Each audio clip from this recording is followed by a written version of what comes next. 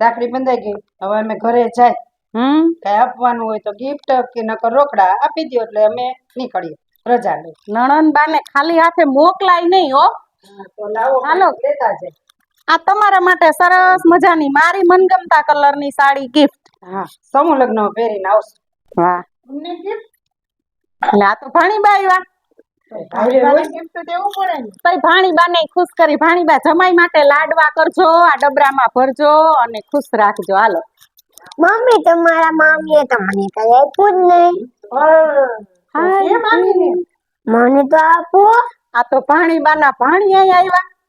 હાલો હવે કઈક ગોતું ખજાનામાંથી, બીજું શું. આહા, આ લંચ બોક્સ તમારા માટે સ્કૂલે લઈ જાજો અને સરસ નાસ્તો કરજો.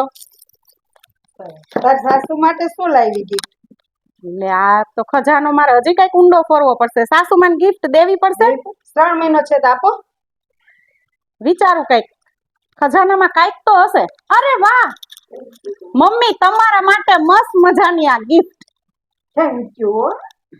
બીજું કઈ સમજતા નહીં, આ તમને કઈ મારવા માટે નથી, કપડા ધોકા. પણ તમારો જે જૂનો ધોકો છે ને મમ્મી, જોઈ તૂટી ગયો તો એટલે આ તમને હાથમાં લાગી જાય એટલે તમારા માટેની ગિફ્ટ.